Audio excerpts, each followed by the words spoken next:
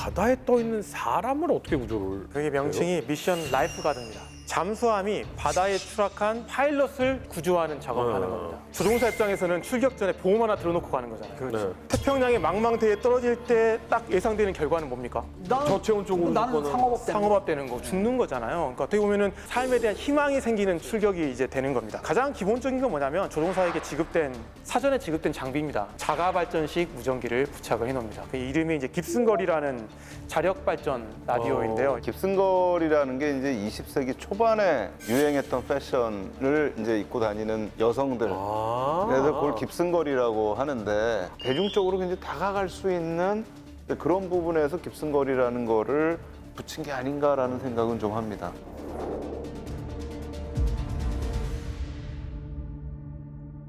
자, 그러면 우리 깁슨걸까지도 사용을 했던 이 미 잠수함 숭고한 희생 정신을 담은 이 라이프 가드 몇 명이나 총 구조를 하게 됩니까? 태평양 전쟁에서 무려 504명의 파일럿을 구출을 해냅니다. 엄청났네. 네. 정말 엄청나죠. 그쵸. 왜냐하면 네. 이런 상황은 미군만 발생하는 건 아니잖아요.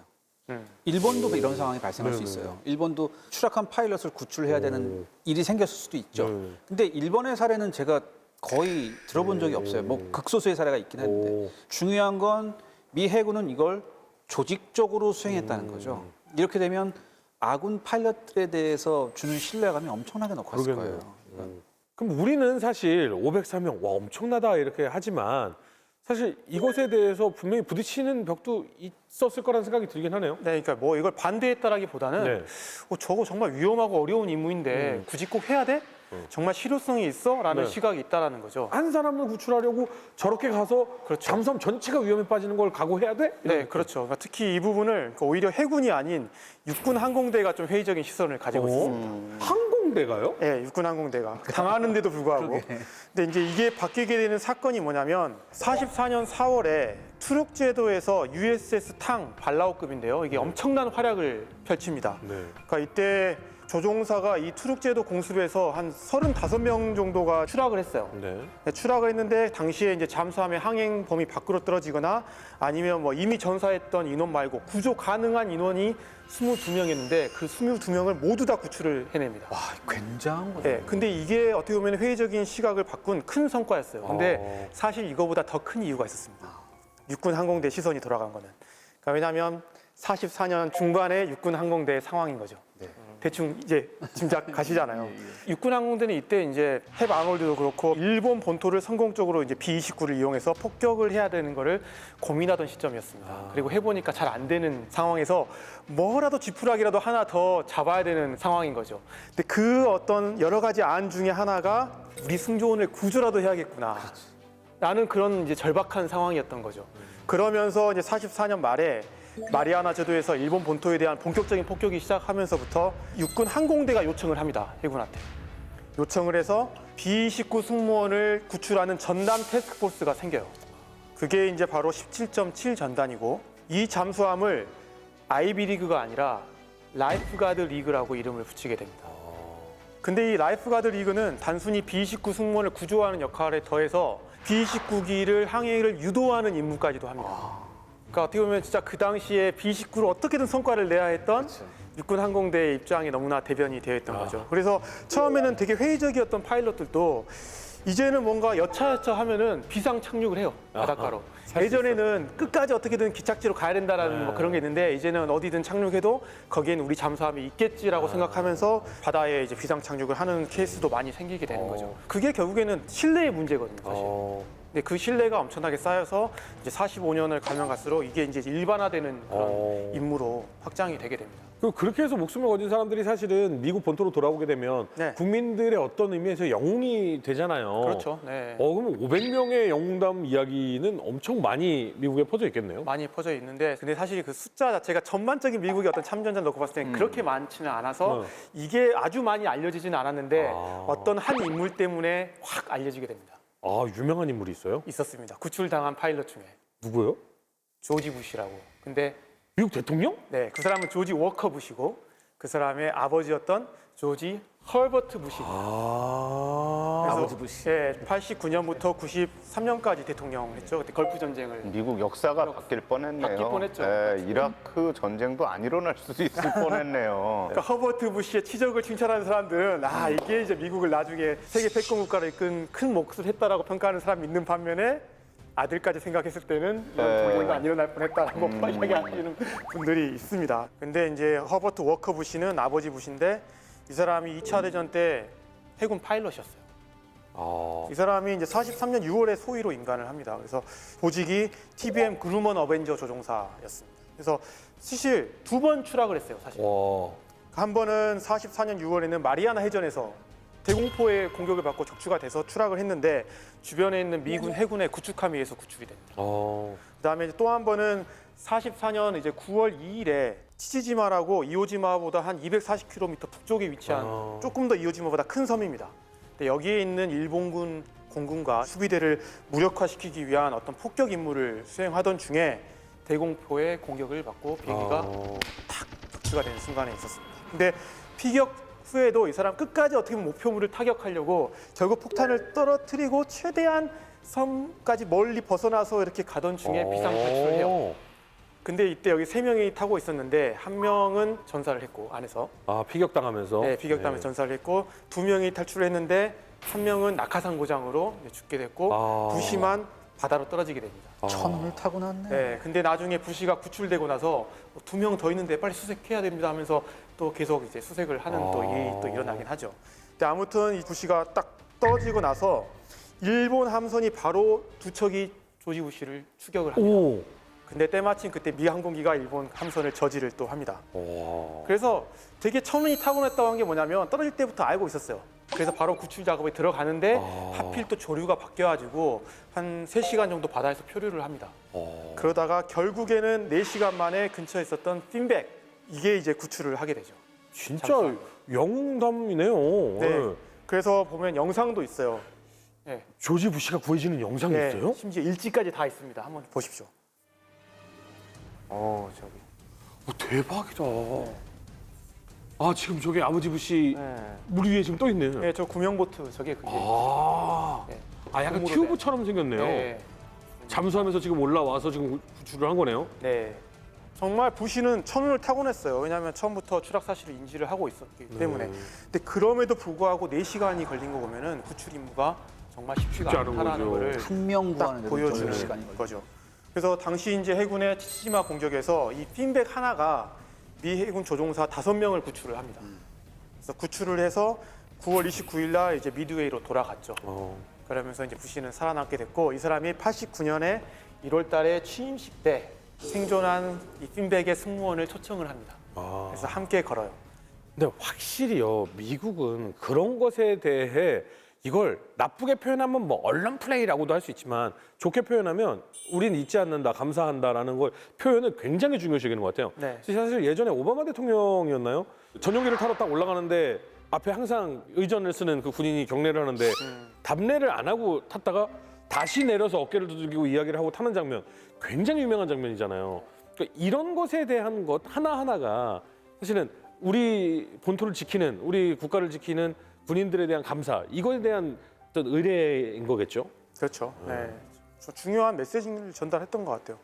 그리고 더불어서 잊힐 뻔한 이런 임무가 잠수함의 또 다른 임무가 그 대통령이 딱 되면서 세상에 널리 알려졌고 이제 또 연구도 나오기 시작하고 한마디로 우리가 구한 사람 한 명 한 명이 이렇게 소중한 사람. 소중한 사람이다. 그리고 그 한 명이 역사도 바꿀 그렇죠. 수 있는 그런 인물이 됐다. 그것도 그렇게 구해준 거에 대한 감사의 감사로. 표시 네. 잊지 그것도 있고 근데 최근에 제가 이제 이 잠수함 이 부분들을 하면서 최근에 나온 논문들을 좀 보니까 사실은 논란도 좀 하나 있기는 했어요. 근데 그 논란이 이 잠수함이 작전 수행을 하면서 일본 쪽 사람들을 일본 군들을 잡는 경우들이 있다라는 거죠. 근데 사실 그 안에서 살아 돌아온 일본군은 없었다. 그래서 이제 좀 제기되는 논문들이 최근에 좀 나오더라고요. 좀 씁쓸한 얘기이긴 한데. 저는 이렇게 생각해요. 네. 전쟁 자체가 인간의 본성을 파괴하는 근본적으로 파괴하는 그런 행위잖아요. 그렇죠. 그리고 전쟁에서 신사적인 것만을 바랄 수는 없어요. 그렇죠. 근데 이 생각도 해봤어요. 그러니까 이게 베트남 전쟁이 굉장히 특징적인 게 뭐냐면 포로가 거의 없는 전쟁입니다. 아. 이게 이제 베트남 전쟁에서도 물론 대통령까지 되지는 않았지만 대통령 후보였던 분이 공군 조종사로 참전을 했다 북베트남의 포로로 잡힌 적이 있고 그래서 하노이의 그 포로 수용소에 때 가보면 그분 이름이 이렇게 딱 붙어 있어요. 근데 그거는 있는데 남베트남 같은 경우에는 포로가 없어요. 왜냐하면 게릴라전을 하기 때문에 게릴라들이 돌아다니는데 포로 수용소를 만들 수가 없잖아요. 네.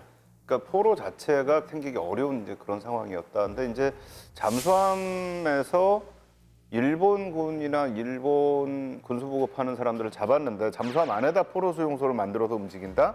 이것도 또 좀 그렇긴 네, 한데 어쨌든 제가 말씀드리는 거는 그런 다양한 시각에서 지금 잠수함전을 바라보고 잠수함전에 대한 관심이 점점 더 높아지고 있는 건 사실인 것 같아요.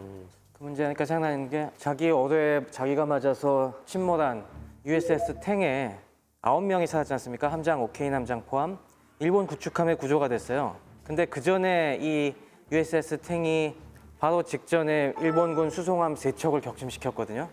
그래갖고 구축함에 침몰한 함정들에 있던 그 사람 선원들까지 같은 구축함에 올라온 거예요. 그래갖고 저놈들이 우리 침몰시켰어 하면서 거의 그때 죽을 뻔했다고 합니다. 그냥 린치를 근데 오케인 함장이 우리 포로 대우해줘야 된다 막 계속 윽박질러갖고 그냥 일본 해군들도 그 와중에 윽박을 지르셨군요. 그럼요. 우리는 포로 대우를 원한다. 뭐 이렇게. 그래갖고 겨우 구사일생으로 살아서 포로 수용소로 갔다는 얘기도 들리네요. 자, 그럼 다시 본격적으로 잠수함 얘기를 좀 돌아오자면 이 미 잠수함들의 활약 대단하다는 생각이 드는데 사실 속 내면을 좀 들여다보면 잠수함 근무가 아마 전체 군인들 중에 가장 힘든 쪽에 속한다 뭐 이런 얘기 있잖아요. 그래서 잠수함은 배식도 잘 나오고 막 이런다 이런 얘기도 좀 있고. 네, 잠수함 부대 선발부터가 달랐습니다. 굉장히 스트레스를 많이 받는 병과이기 때문에 지금도 심리 테스트 역사를 보면은 네. 이 심리 테스트가 발전한 결정적인 계기가 미군의 참전 관련된 얘기거든요. 그러니까 당시에 각 보직들마다 사람들의 필요한 인성과 지능 수준이 다 다른 거예요. 그러니까 징집된 병사들을 빨리 그런 IQ부터 해서 성격을 갈라내갖고 적재적소에 배치시키기 위해서 그때 심리 테스트가 엄청나게 발전을 합니다. 그럼 잠수함에는 어떤 사람들을 배치해야 될 것 같습니까? 환경의 스트레스를 좀 덜 받고 인내심이 강하고. 인내심 무조건. 맞습니다. 화를 덜 내는 게 중요해요. 스트레스를 그래요? 덜 받고. 네. 이 원장님 밀폐된- 저하고 안 되겠는데요. 화가 많은 사람 안 된답니다. 고맙습니다. 아무래도 이게 밀폐된 환경에서 장기간 동안 아주 답답한 생활을 해야 되기 때문에 스트레스 잘 받는 사람들은 금방 이제 막 못 견디고 혼자 열받아서 막 씩씩거리다가 그러면 막 이제 화내고 동료들이랑 주먹질하고 말썽을 일으키기 때문에 잠수함 학교에 들어가기 전에 반드시 심리 테스트를 하고 이 사람이 화 잘 내는 사람인지 꼭 검사했다고 합니다. 폐쇄공포증 있는 사람 더 그러니까 그럼요. 저는 그런 그 거. 생각이 바로 드는데요. 제가 아는 분 중에 네, 비행기를 이코노미를 못 타시는 분이 있어요. 맞습니다. 그런 근데 분들 절대 안 그게 되죠. 그분이 돈이 많아서 비즈니스 타는 게 아니고 폐쇄공포증이 있어가지고 바로 앞에 의자에 있는 거를 못 참고. 아, 이게 막혀 있으면 네. 그래서 가끔 예전에 비행기 타다 보면 가끔 이제 잠깐이지만 복도에 누우시는 분도 있었어요. 그래요? 예전에. 너무 안 되잖아요. 아, 근데 너무 이게 스트레스가 공포가 심해요. 많이 오니까. 그리고 또 미국 잠수함 부대 그 승조원들 수기들을 보면은 잠수함 학교에 들어가면 계속 강조하는 게 말 공손하게 해라, 폴라이트 해라 이걸 굉장히 강조했다고 합니다. 왜냐면은 뭐 다들 겪어보셨겠지만은 사람이 화를 낼 때 말부터 거칠어지지 않습니까? 있어요. 네. 자제가 안 돼. 그러면. 네, 그렇게 되면 막 이제 평소에 꾹꾹 참던 사람들도 갑자기 그냥 욱해갖고 있어요. 하게 되니까 맞아요. 아무리 열악한 상황이라도 절대로 욕하지 말고 미국에도 어법이 있지 않습니까? 최대한 공손하게 얘기하는 걸 그렇게 강조했다고 합니다. 전 세계 공통 언어 있어요. 왜 항상 부시돌 역할을 하는 사람들 있잖아요. 턱 터지기 전에. 이 중에 전 세계 공통 언어 있어. 한숨 쉬는 거. 무슨 딱 상황 발생했는데 이러면 펑 터지는 거예요, 그렇죠. 사람이. 당연히 이때는 그런 점에서부터 굉장히 신경을 썼고 그럼에도 그 스트레스를 달래주긴 역부족이죠. 아무리 성질이 좋아도 워낙 환경이 열악하니까. 당장 이 태평양 전쟁의 주 전장은 열대 지방이지 않습니까? 네네. 엄청나게 온도가 올라가고 또 이 자망하면 배터리 가동하고 하니까 거기서도 열이 나고 이 손실이 얼마나 뜨겁겠어요. 에어컨 없었나요? 예, 일부는 있었습니다. 일부는 야. 약간은 가동을 시켰는데 그걸 뭐 뻥뻥 튀어놓을 만한 상황은 이게 배터리 안 때문에 되고. 안 되니까. 그 에어컨 가동이 그렇게 원활하지가 않았어요. 그러다 보니 건강을 악화시키는 이런 문제들이 발생했습니다. 당연히 환기가 잘 안 되니까 잠수함에서 아무리 싱싱한 고기와 채소를 갖다 놔도 좀 있으면 금방 그러겠네. 이것들이 상하고 곰팡이 쓸고 해서 이 영양 문제들이 굉장히 심각했고 대서양이건 태평양이건 사례를 보면 잠수함 승조원들이 가장 고통스러웠던 게 용변 문제예요. 용변 문제. 그나마 미군은 괜찮은 거예요. 공격하는 입장에 워낙 이쪽이 많았으니까 그나마 나와서 용변을 해결할 수 있었어요. 잠수함 밖에다가? 바다에다 써야 돼. 바다에 쉽게 나가요. 근데 잠수함이 이렇게 생겼잖아요. 아, 그 용변 따로 틀이 있어요. 그걸 딱 하고 거기 위에서 쪼르르 앉아요. 기분 묘하겠네. 에, 태평양 한가운데에서 수평선과 하늘이 전부 다 뻥 뚫려 있는 곳에서 근데 그게 왜 중요하냐면 잠수함은 이제 은밀성이 생명이잖아요. 네. 근데 바닷속에서 만약에 용변을 봐서 그거를 잠수함 밖으로 배출시키면 네.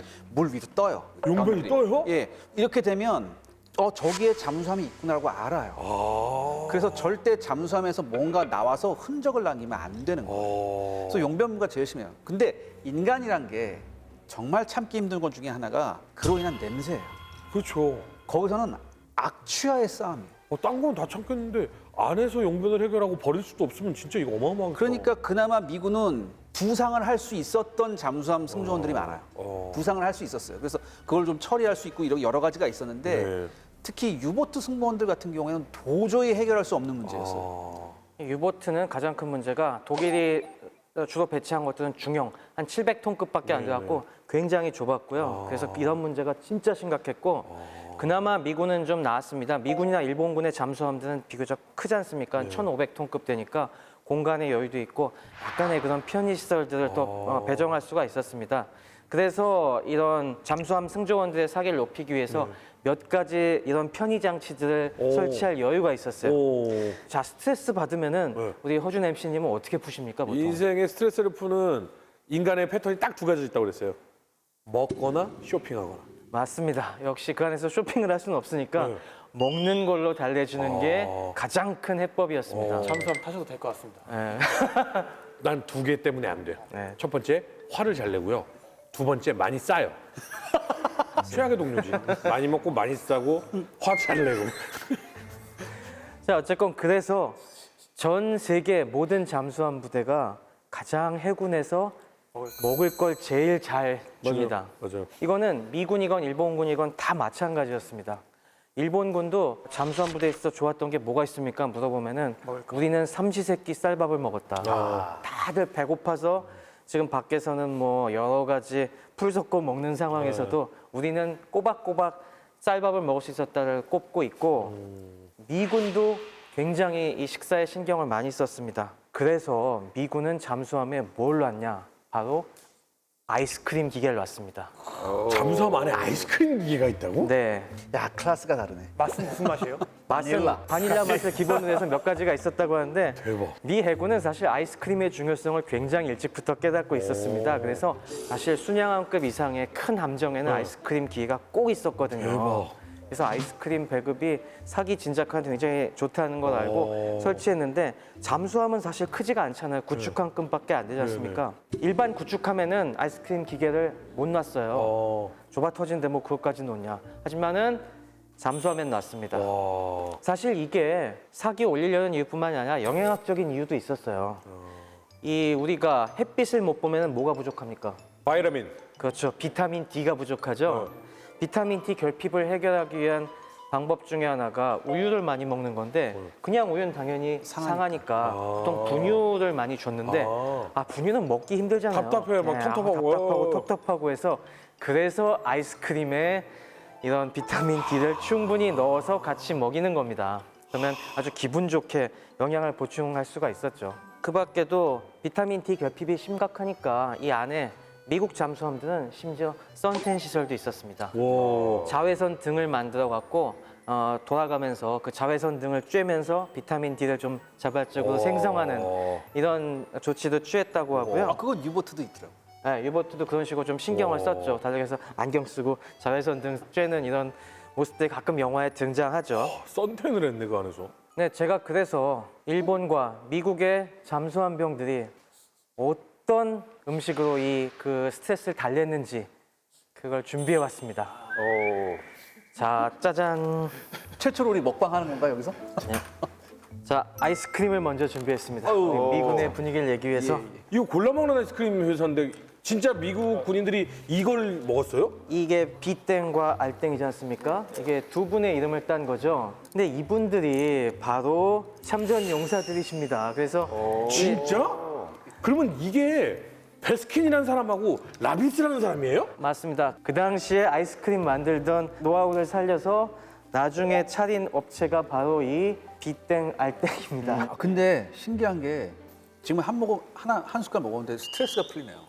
그러면 기분이 좋아지죠? 네, 정말. 2시간도 더 할 수 있을 것 같습니다. 실제로 그 당시에 심리 조사도 했다고 합니다. 뭐 아이스크림 먹고서 기분이 어떠냐 했더니 정말 이게 그 청량감을 극대화시키면서 짜증을 확 풀어주는 그런 효과를 연구한 논문도 있다 그러고요. 이게 짧은 시간이나마 정말 제가 정말 오래간만에 아이스크림 먹는데 되게 행복해요. 그러네요. 진짜. 짧은 맞아. 시간이 진짜 나요. 오랜만에 먹는데. 예. 네, 마침 재미있는 일화가 생각이 나는데 전남 뉴저지함에서 있었던 일이라고 합니다. 뉴저지 정도 큰 함은 이 함 안에 아이스크림기가 있거든요. 그래서 이제 딱 시간이 되면은 전원 아이스크림 배식 땡땡땡땡 하면서 공고가 나면 사람들이 우와 하면서 수병들이 쫙 줄을 섰는데 장교 2명이 좀 늦게 왔다고 그래요. 그래서 장교 2명이 그래도 난 장교인데 좀 일찍 나 좀 먹을게 하면서 줄을 딱 세치기해서 앞에 서려고 하는데 저 뒤에서 누가 그거 좀 줄 좀 지킵시다 하면서 이런 호통이 들려왔다고 해요. 그래서 아씨 나 장교인데 누구야 하면서 딱 돌아보니까 줄 속에서 그걸 외친 사람이 바로 홀 씨였다고 합니다.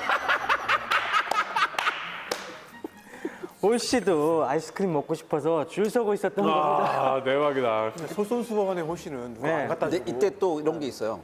아이스크림하고 함께 가장 인기 있었던 게 냉동 딸기예요. 그래서 아이스크림에다 냉동 딸기 하나 얹어주면 그거는 우리가 생각하는 진수성찬이었다고 하죠.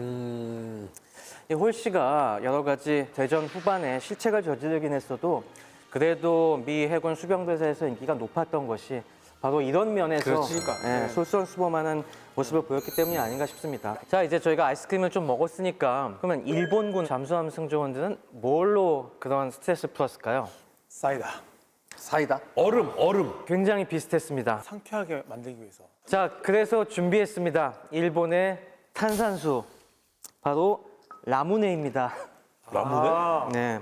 원래 라무네가 레모네이드에서 온 말인데 이게 정확히 레모네이드는 아니죠. 그냥 우리 얘기하는 사이다에 소다수. 훨씬 가까운 건데 이걸 갖다가 얘네들이 그냥 라무네라고 이제 입에 붙어갖고 그렇게 하는데 바로 이 탄산음료를 지급한 거죠.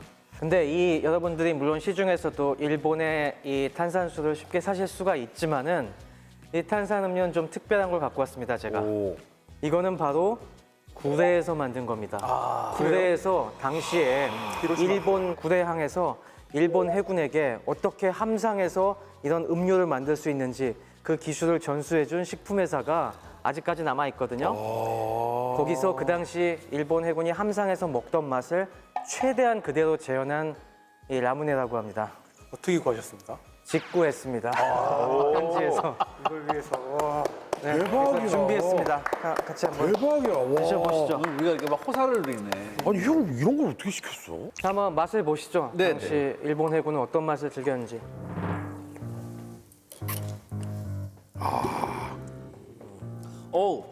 그럴듯해요. 네. 진짜 호강했네. 정말 그럴듯하네. 약간 좀 달달한 맛이 좀 더 강하지 않습니까? 네. 혼자 먹기 좀 아쉬운데. 그러니까. 네. 그리고 제법이야. 어렸을 때 홈런왕이라는 아이스크림 하도 있었어요. 네, 맞아요. 그런. 샤베트 맛. 그거 들어있네. 샤베트 맛. 맞아요. 그리고 구레라고 써 있어. 네, 구레. 전함 야마토를 사랑했던 땡땡땡 맞습니다. 이렇게 돼 있네요. 네. 해군은 그 당시 이제 단 것을 먹고 싶은 욕구를 해소하기 위해서 함 내에서 이 라무네를 만들 수가 있었습니다. 어떻게 만들었을까요? 탄산을 만들어낼 수 있는 기계도 필요했을 것 같은데. 그렇습니다. 바로 탄산을 뭐 어떻게 만들었냐면은 일본 해군은 소화기를 소화기. 이산화탄소 소화기를 썼다고 했지 않습니까? 그러니까 이산화탄소 소화기를 충전하기 위해서 함 내에 이산화탄소 발생기가 있었습니다. 그러니까 그걸 이용을 해갖고 거기서 나오는 이산화탄소를 이용해서 간단한 장치로 탄산수를 만들고 그 지급받은 시럽 같은 걸 섞어서 만든 게 바로 이 탄산음료가 되는 거죠. 근데 드시다가 구슬이 안 막혀요? 계속 막히는데? 아니 저희 심소영님 자 보세요. 구슬이 외계인 눈 사이에 껴요. 네. 그래서 마셔도 안 내려와요. 왜 나는 안 되지? 외계인 눈 사이를 잡고 외계인 눈 사이로 마시면 외계인 눈 사이에 얘가 껴. 아, 이렇게 마시면 되겠구나.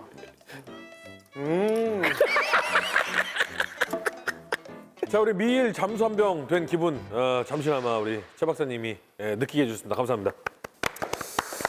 자 다시 새로운 마음으로 출동해 보겠습니다. 사실 잠수함이 보조적인 역할, 구조하는 역할, 숭고한 역할을 하지만 잠수함 승조원들은 큰 거 한 방 탁 쏴가지고 뻥! 뭐 이런 좀 또 로망이 또 있지 않겠습니까? 네. 큰일 하나 또 터뜨린다면서요? 아주 제대로 된 대어를 낳습니다. 오. 예. 항공모함을 낚아요. 항모를? 예, 시나노라고 하는 당시 일본의 모든 최첨단 건조 기술이 다 집결된 항공모함이었어요. 오. 이게 원래 야마토급 3번함이었어요. 전함으로 추진이 됐다가 나중에 항공모함으로 대개장을 하게 되죠. 근데 이 시나노가 잠수함에 의해서 체면을 제대로 구기게 됩니다. 추가적으로 조금만 더 이야기하자면 역사적으로 3가지 기록을 가지고 있습니다. 네. 시나노가. 첫 번째가 기자님 말씀하신 대로 2차 대전 중에 만들어진 최고의 항모다. 두 번째가 취역 후 최단 시간 내에 침몰한 항모다. 또 세 번째가 약간 비슷한 맥락인데 잠수함에 의해서 격침된 가장 큰 전투함이다. 72,000톤급. 이거 아직도 기록이 안 깨져. 안 깨지고 있죠. 이거. 아, 네. 쉽게 얘기하면 가성비 쩌는 그 전투였던 거네요. 네, 그래서 이제 과정을 보면은 3년 반에 걸쳐서 심혈을 기울여서 만들었는데 첫 출항 후 17시간 만에 침몰을 하고 맙니다. 그래서 그 과정을 조금 더 보면은 이제 44년 10월 8일 날 진수를 했고 네. 11월 19일 날 요코스카에서 취역을 합니다. 근데 이제 진수와 취역의 차이점을 조금 볼 필요가 있을 네. 것 같은데 진수는 이제 새로 만든 선박을 도크나 아니면은 이런 뭐 선대 같은 데 올려가지고 물에 띄우는 걸 그렇죠. 의미를 합니다. 그래서 이때 보통 배 해피 버스데이 하면서 탄생을 축하를 하고 샴페인 깨면서 배에 이름도 붙여주고 뭐 이런 부분이고 취역은 이렇게 이제 진수를 하고 이제 시운전을 한번 하죠. 네. 그래서 시험 항해도 하고 그 다음에 이제 예비 훈련을 하고 이런 걸 끝난 다음에 임무를 이제 받는 겁니다. 그래서 이제 해군에 정식으로 이제 전투 세력으로 편입됐다라는 걸 의미하는 게 이제 취역. 네. 그래서 사실 시나노 같은 경우는 취역을 하긴 했지만 완벽한 취역이 아니었어요. 처음부터. 그게 좀 핵심인 것 같아요. 그러니까 그 말은 뭐냐면 시나노에게는 이제 내장공사의 공정이 좀 남아 있었던 상황이었고 그 당시에 또 이제 요코스카에 있는 조선소, 해군 조선소를 포함한 도쿄만이 지속되는 이제 B-19 폭격에 있었고 앞으로 더 큰 공습이 올 거라는 예측이 있었습니다. 그래서 이거를 조금 더 위험하니까 안전한 곳으로 가야겠다. 그래서 세토나이카이에 이제 쿠레 기지로 옮기기로 결심을 하게 됐고 또 하나 요소가 이제 요코스카에 있는 조병창보다 쿠레 기지에 있는 해군 조선소의 노동자들의 숙련도가 훨씬 더 높다라는 그런 평가 때문에 이런 공사를 거기로 가서 하는 게 좋겠다는 판단으로 이제 출항을 하게 되는 겁니다. 그래서 그때 이제 미 해군의 아처피시가 잠수함인데요. 네. 잠수함이 161km 정도 남쪽에 위치를 해 있었어요. 원래 이 잠수함이 그날 받았던 임무는 뭐였냐면 라이프 가드 임무였습니다. 왜냐하면 그때 B-19 폭격을 예상을 하고 있었기 때문에. 근데 대여가 걸린 거예요. 그게 취소됐어요. 라이프가드 임무가 취소가 네. 됐어요. 아니 공습이 취소가 된 거죠? 공습이 취소됐죠. 공습 공습이 자체가? 취소가 돼서 할 일이 없는 거야. 그래도 우리가 원래 잠수함 해야 되는 임무 있잖아. 감시하고 언제 나 턱 채울지 모르는 적함을 습격하는 거야 하면서 이렇게 여유 있는 시간을 보내다가 이렇게 보고 있는데 오후 8시 48분에 목표물을 탐지를 합니다. 처음에는 뭐 엄청 크네? 엄청나게 큰 거잖아. 저 유조선인가? 그러다가 이제 거리를 점점 좁혀서 보니까 와 대박. 세 척의 호위 구축함을 동반한 어마어마하게 큰 항모다라는 거를 발견을 합니다. 그리고 이때 시나노도 발견을 했어요. 잠수함. 발견을 했어요. 네. 했는데 요격을 지시하지 않고 속도를 올려서 가던 길을 갑니다. 그래서 아처피시도 이제는 계속 일직선으로 항해하면서 시나노를 3시간 동안 쫓아갑니다. 시나노는 그 당시에 뭐 지그재그로 기동을 하고 어떻게든 이렇게 쭉 가고 있는데 아처피시가 끈질기게 따라가요. 아처피시의 속도가 시나노보다 빠른 거예요? 18노트 이상을 그리고 내요. 부상한 상태로 쪼잡았습니다. 잠수함이 부상한 상태로? 그러니까 밤이 야간이었으니까 네, 가능했어요. 가능하죠, 그게. 그래서 먼저 그 길목에 딱 대기를 하고 있습니다. 그리고 새벽 3시 17분에 드디어 딱 기다리고 있다가 어뢰 6발을 발사를 합니다. 오. 그리고 시나노의 앞부분에 4발이 명중을 해요. 이때 어뢰는 스캔들 끝나고 잘 고쳐진 상태의 어뢰. 맞습니다. 예. 깐데 똑가시게 또 그건가요? 6발이었으면? 네. 그래도 이제 시나노 함장이었던 그 아베 토시 함장은 당황하지 않았어요. 왜냐하면 같은 방식으로 설계된 무사시 같은 경우가 어뢰를 19발 맞고 그렇게 많이 맞고 나서야 침몰했다는 걸 들어서 뭐 이 정도쯤이야 문제 없을 거라고 판단을 하고 이제 18노트로 현행 항로를 유지할 것을 명령을 합니다. 그렇게 가다가 어느 순간 배가 가라앉기 시작을 하고 그러다가 동력을 잃고 침몰을 하게 됩니다. 한 10시 57분에 침몰을 했다고 해요, 마지막에. 좀 이해가 안 갔던 게 잠수함은 걸리면 우린 죽어. 그러니까 안 걸려야 돼가 먼저잖아요. 네. 근데 그 항모가 있고 옆에 구축함이 있고 근데 얘를 봤는데 도망을 가는 게 좀 이해가 안 가, 나는. 이 잠수함만 있을 거라고 모르잖아요. 더 다른 세력들이 있을 수 있다는 거죠. 아하. 근데 그렇죠. 전 또 이해가 안 가는 게 지금 위치가 네. 굉장히 가까이 근접해 있는 거예요. 그쵸. 네. 그러면 뭐 본토에서 비행기가 뜰 그렇죠. 수도 있고 한 건데 네. 그런 여러 가지 네. 의혹들을 한번 정리해서 제가 한번 풀어드리도록 하겠습니다. 네. 이 시나노는 당시에 굉장히 시간에 쫓기면서 건조된 함정이라는 걸 먼저 아셔야 됩니다. 원래 시나노는 전함으로 야마토급 3번함으로 만들어지다가 이것이 항공모함으로 바뀌게 된 게 미드웨이 해전이 계기가 됐습니다. 그때 내초가 이러니까 우리가 항공모함을 빨리 보충해야겠다. 그래서 저거 시나노 이제 전함 필요 없어. 항공모함으로 바꿔. 라고 하면서 대개장을 하게 되는데 원래 완공 예정이 1945년 2월이었습니다. 어허. 근데 이 상황으로 가다가는 이거 전쟁이 끝나고 나서 완공되는 거 아니야? 굉장히 이제 다급해지면서 1944년에 일본 군부에서 1944년 9월까지 6개월 앞당겨서 완공을 해라라고 명령을 내립니다. 그러니까 그때부터는 거의 돌관 작업이 이루어지는 겁니다. 근데 정상적으로 이 공기를 그렇게 무리하게 땡길 수가 없어요. 당연히 전시의 노동력도 부족하고 자재도 부족한 상황에서 아무리 노동력을 가아 넣는다고 해서 이게 안 되기 때문에 결국에 공기를 단축시키기 위해서 선택한 방법이 뭐냐면은 여러 가지 필수적인 절차의 생략입니다. 그건 다시 말해서 부실 시공 아닙니까? 맞습니다. 부실 시공이 여기서 딱 벌어진 겁니다. 그걸 알 수 있는 전형적인 숫자가 뭐냐면은 아까 이제 진수와 추역에 대해 설명을 드렸는데 네. 진수와 추역 사이엔 사실 굉장히 많은 시간이 필요해요. 아, 그래요? 네. 진수한 다음에 각종 내장 공사를 해야 되고 이게 제대로 다 세팅이 되었는지 많은 테스트를 해야 되고 문제점을 찾아내야죠. 그죠. 승조원들도 훈련을 해야 되고 하니까 이게 최종적으로 추역해서 전선에 나가려면 시간이 많이 걸립니다. 그래서 실제로 야마토 같은 경우는 진수한 다음에 추역할 때까지 무려 496일이 걸렸습니다. 1년이 넘게요? 네, 1년이 넘게 했고요. 쇼가쿠 같은 경우는 801일이 걸렸습니다. 그리고 그나마 좀 빨리 했던 이 장갑항모 다이오도 그나마 좀 빨리 했다고 했는데 336일이 걸렸어요. 일단 보통 1년은 기본이네요. 그렇죠. 그런데 시나노는 진수가 10월 8일에 했는데 취역을 갖다가 11월 19일에 했습니다. 40일밖에 안 걸린 겁니다. 공사도 부실, 준비도 네. 부실이었네. 그러다 보니까 가장 치명적인 뭘 안 했냐면은 이 전함은 이 안에 수많은 격실이 있다고 말씀드렸지 않습니까? 원래는 이 격실이 제대로 방수가 되는지 다 테스트를 해야 돼요. 근데 이 방수 테스트 없이 야 일단 빨리 구례로 가라. 구례는 우리로 따지면은 진해항 같은 곳이거든요. 굉장히 주변이 잘 둘러싸여 있어갖고 안전한 곳이기 때문에 요 아까 말씀해 주신 것처럼 기술진이 거기가 더 뛰어났기 때문에 폭격당하기 전에 빨리 가서 여기서 공사를 더 하자라고 강제로 막 추역시켜서 떠민 겁니다.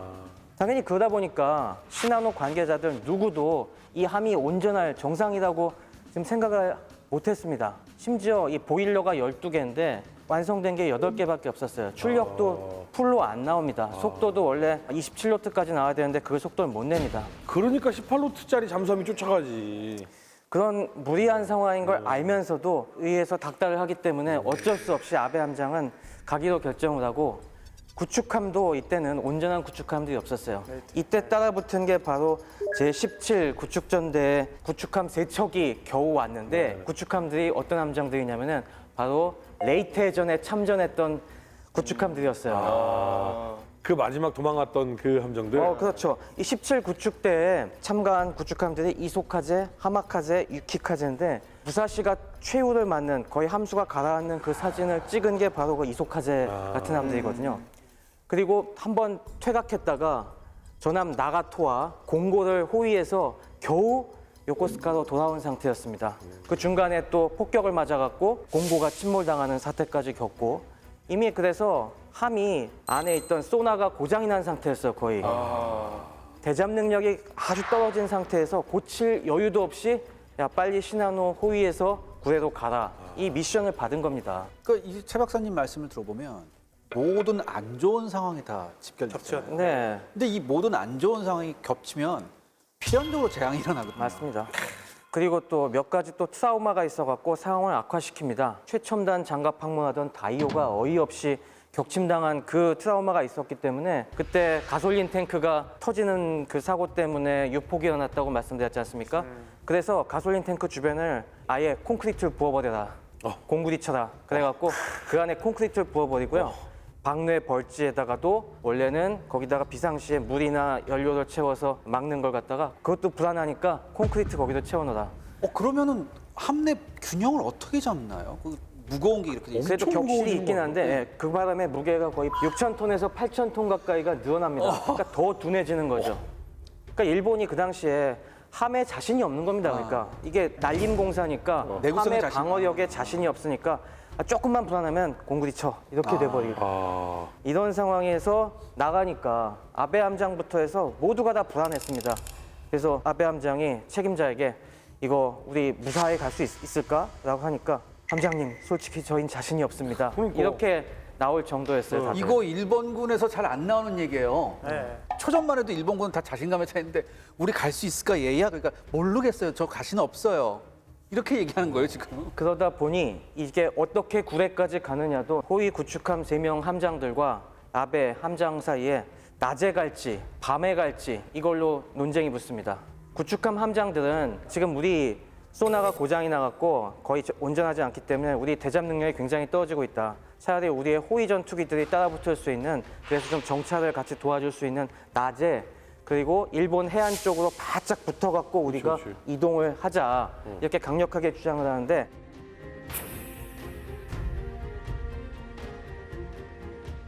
아베 함장은 아니다. 밤이 낫겠다.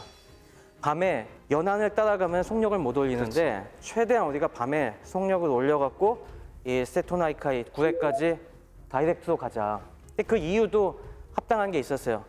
왜냐하면 그 시부야 내전 때 무사시 그때 함장 이노구치 소장이랑 이 아베 함장은 해군 병학교 동기였습니다. 그러니까 자기도 친분이 있었어요.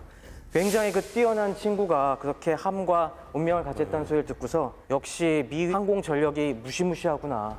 우리가 낮에 갔다가 압도적인 미 항공부대에게 기습을 당하면 어떡하느냐. 그건 그땐 속수무책으로 우리가 당할 수 있다. 겁이 나는 거지. 차라리 공습에서 안전한 밤에 움직이고 대신 물론 잠수함의 위험은 나도 인정한다.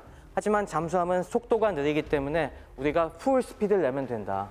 근데 지금 콘크리트로 이렇게 해가지고 6,000톤이 8,000톤이 늘어났는데 이때 8개 보일러로 최대한 21노트까지 낼 수가 있었기 때문에 이 정도면 아슬아슬하게 따돌릴 수가 있겠다라고 생각을 하고 결국에 관철을 시킵니다. 그래서 딱 해질 때 출항을 한 거죠. 그래서 땡겨봤더니 선생님 18까지밖에 안 남았는데요.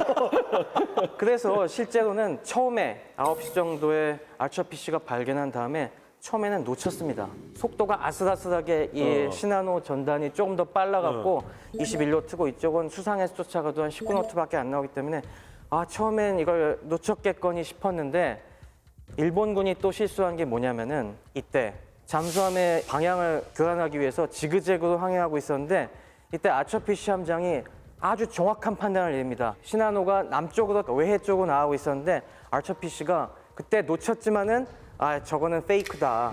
일부러 회피하는 거다라고 해서 쟤네들은 다시 세토나이카이 쪽으로 움직일 것이다라고 해서 그쪽 방향으로 다이렉트로 질러갑니다. 그리고 그쪽에서 위치를 잡고 있었더니 역시나 이쪽으로 나타났어요. 그리고 또 시나노의 문제가 뭐였냐면은 처음에 21노트로 과부하를 걸어서 움직이다 보니까 이쪽에 베어링 이런 쪽이 축 이쪽에 과열을 받아갖고 속도를 유지를 못하는 거예요. 그래서 다시 19노트로 떨어뜨립니다. 그래서 알처피씨가 위치를 잡을 여유를 줍니다. 그렇게 돼서 딱 추격 끝에 새벽 3시쯤에 3,200m 지점에서 딱 잠황을 시작을 해서 정말 운이 억세게 나쁘게도 시나노가 방향을 다시 회피기동해서 틀었는데 그게 딱 잠수함 아처피시 쪽으로 틀어버린 겁니다. 측면을 노출시켜. 네. 야, 안 따라오지? 근데 그 사이사이에 계속 일본 구축함들과 시나노에서는 잠수함의 흔적을 잡고 있었어요. 이때는 일본군들도 역탐 장비라고 해서 레이더를 키면은 레이더에서 전파가 나오지 않습니까? 네. 그 전파를 캐치해서 여기서 어떤 놈이 전파를 쏘고 있다. 이건 잠수함 같은데 그 흔적도 잡고 일본의 구축함 견시들이 아직 죽지 않았습니다. 저기 뭔가 희끄무레한 게 눈에 잠수함 불을 같은데. 켜고 보고 있었군요. 네. 그래서 계속 아베 함장한테 저거 저희가 가서 처치하겠습니다 하는데 아베 함장이 제지합니다. 안 된다. 우리가 지금 항공모함이 이동하고 있다는 걸 저들은 모를 것이다. 그러니까 차라리 우리가 그냥 조용히 가면은 수송선으로 생각해서 오히려 공격을 회피할 수도 있겠다. 우리가 군함인 걸 알려서는 안 되니까 그냥 속도 내서 가자. 근데 이게 오판이었던 거죠.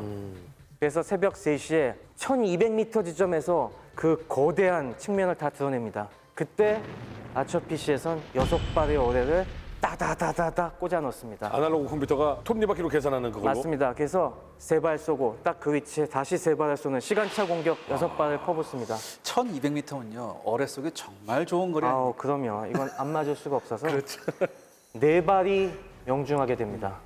그 4발에 맞은 위치가 그런데 너무나 절묘했어요.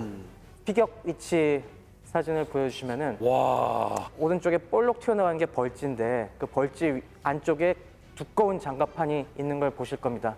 근데 그 이 심도를 갖다가 3m로 설정하고 딱 쏘았는데 저게 절묘하게 저 장갑판 벌지가 거의 만나는 부분을 강타를 해버렸습니다. 저때 무슨 일이 벌어졌냐면은 일본의 저 장갑들이 결국에 장갑을 통짜로 만들 수가 없으니까 연결을 해야 되지 않습니까? 근데 연결을 리벳으로 하고 있었어요. 근데 이 당시 일본이 아무래도 자재가 부족하다 보니까 이 리벳의 강도가 좀 약했습니다. 장갑판은 튼튼했는데 이음매라는 리벳이 좀 약하니까 그 지점을 어뢰가 때려버리니까 주 장갑이 뚫려버린 거예요. 그 틈이 벌어지면서. 그러면서 이게 보일러실로 물이 콸콸콸콸콸 쏟아져 들어오기 시작을 했고요. 또 구조상 저기 빨간 줄로 표시된 부분이 저 보일러실에 H빔이 가로져 있었는데 이 H빔을 정통으로 때려버려갖고 이게 안으로 우그러지면서 그 안쪽 격실까지 뚫려버렸어요. 그래서 침수부액이 정상적으로 뚫릴 이런 상황보다 훨씬 많이 뚫린 겁니다. 그러니까 쉽게 말해서 데미지 컨트롤이 전혀 안 될. 아주 어려울 정도가 됐죠. 아베 함장이 처음엔 낙관을 했습니다. 이쪽이 터졌지만은 뭐 이게 제대로 방수만 되면은 이 반대쪽에 물 채워서 우리가 갈 수 있겠지. 우리 주장갑은 안 뚫릴 거야 라고 생각을 했는데 웬걸 주장갑이 뚫려버린 겁니다. 리벳이 터지면서. 그리고 보일러실에 물이 차면서 가뜩이나 이 속도가 더 떨어지고 그리고 그때 파도가 많이 쳐갖고 그 뚫린 구멍 속으로 물이 더 빨리 들어오고 그러다 보니까 더 치명적인 사실이 그때 발견된 거죠. 뭐요? 격실이 방수가 안 돼. 그건 격실이 아니잖아요. 네. 부시공사. 부실공사 때문에 물이 찼으면은 거기만 차고 물이 딱 그만 들어와야 되는데 물이 줄줄줄 새면서 옆에 격실로 계속 흘러 들어오는 겁니다. 그러니까 처음에는 괜찮은 줄 알았는데 시간이 지나면서 침수되는 구획이 점점점 늘어나면서 계속 기우는 겁니다. 그래서 처음에는 한 10몇 도 기울어서 반대쪽에 물을 채워서 그나마 회복을 시키나 했더니 계속 기울어서 몇 시간이 지나니까 30도 가까이 기울게 되고 더 이상 이걸 회복시킬 수 없는 상황까지 벌어지게 된 거죠. 낚시 좋아하시는 분들은 이거 아시는데 요즘에는 작은 그 낚시용 레저 선박들도 격실이 다 있어요. 그래서 배 바닥 쪽에 칸이 다 따로 방수가 돼 있어서 어느 쪽이 터지더라도 절대 배는 가라앉지 않는다. 이게 기본적으로 이렇게 개념이 있는 건데 항공모함의 격실이 방수가 안 되는 건 이건 너무 충격적인 거 아니에요? 맞습니다. 그래서 결국에 아베는 함을 포기 명령을 내립니다. 이때 같이 기술자들이 타고 있었는데 아베 함장은 같이 타고 있던 기술자들부터 먼저 퇴함하라고 명령을 내립니다. 그러면서 기술자들을 모아놓고 그때 일장 연설을 합니다. 자, 똑똑히 보셨습니까? 우리 일본의 기술 수준이 이 모양입니다. 방금 우리가 어떻게 잠수함한테 당하는지 보셨죠? 미국의 기술이 지금 저렇게 우리에 앞서 있습니다.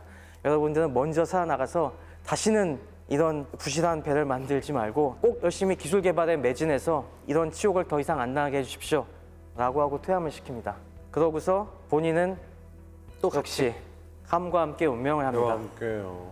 근데 정말 수많은 드라마와 영화 그리고 역사 속에서도 증명이 되는 게 절대 안 된다고 반대를 하는 현장 지휘관들이나 뭐 많은 사람들이 수많이 많은데도 불구하고 결정권자가 하라면 해, 거라면 가, 뭐 약간 이런 식의 그러면 결국은 안 될 걸 알면서도 하라면 하는 사람들의 결말은 항상 뻔하잖아요. 저는 그게 마지막 일본의 상황을 총체적으로 보여주는 게 아닌가. 너무나 굉장히 상징적인 사건이 아닌가 저는 그렇게 생각을 합니다. 그 부분이. 네. 그런데 근데 저는 그게 지도력이라고 생각을 해요. 꼭 저 사건이 아니더라도 아니되옵니다 할 때 아 그래 안 되는구나 라고 조금 더 한번 고민하고 생각하는 지도자하고 아니되옵니다 하는데 안 되긴 뭐가 안 돼.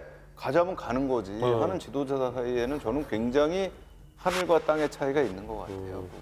근데 이 아처피 씨가 사실 두세 번밖에 작전에 안 나가본 이 잠수함이 지금 대어를 건넜잖아요. 그럼 시나노를 격침시킨 아처피 씨 잠수함 내부의 분위기는 어땠을까요, 허준 씨? 이거 시나노니까 뭐 니나노. 세환이 형이 시켰어요 이거. 세환이 형이 시켰어요. 좀 맛깔나게 해, 이 양반아. 야, 근데 이게 사실은 별다른 어떤 그 특출난 그런 뭐 잠수함이 아니었음에도 불구하고 취역한 지 얼마 안 돼서 시마노를 잡았어요. 이때 아초피 씨의 그 승조원들은 어땠을까요? 뭐라고요? 나한테. 살려봐 한번. 니나노? 분명한 건 일본이 몰락해가는 과정의 끝자락에 와 있습니다. 예. 그렇다라는 건 본인들도 이제 여러 가지 사건을 겪으면서 오겠죠. 뭐? 자랑하던 그 기술 집약이 돼 있는 항공모함이 침몰했다고? 이 충격은 일본 지도부나 군부 사이에서도 상당했을 것 같아요. 엄청났습니다. 당연히 무사하게 구대로 갈 거라고 생각했던 함이 믿고 싶지 않았겠죠. 그렇죠. 아침에 침몰했다고 하니까 즉시 진상조사위원회가 꾸려져 갖고 조사에 들어갑니다. 그리고 이때 위원장을 맡은 사람이 여러 번 들어봤던 미카와 구니치 제독이었습니다.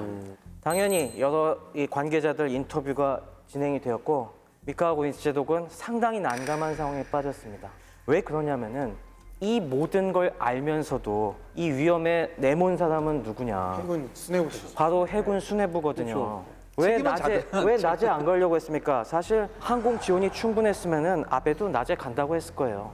하지만 해군 수뇌부에서 야 우리 지금 항공기가 부족해서 너네 호위해줄 전투기 못 준다. 그러니까 밤에 간 거 아니겠습니까? 이렇게 서둘러서 공사를 마치게 한 것.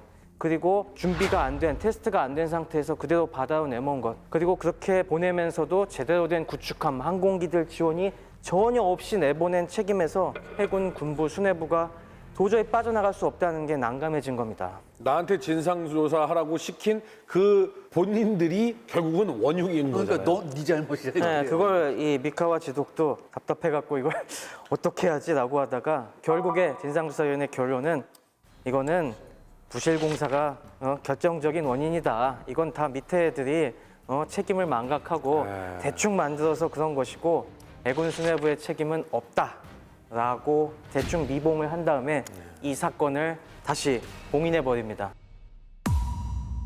전쟁 때의 물자를 이런 식으로 꽉 틀어막고 봉쇄를 했다는 건 국민들한테 돌아가는 물자나 자원은 더 없다는 거 아니겠습니까? 정말 어렵구나라는 거를 일본의 국민들이 느끼기 시작하는 시점이 된 거죠. 마지막에 일본인들이 얼마나 정말 혹독한 삶을 살았는가. 그러니까 이 전쟁이라는 게 그 국민들을 얼마나 비참하게 만드는가를 보여주는 것 같고. 남성 같은 경우는 15세 이상에서 60세 이하는 의무적으로 병역을 부과한다.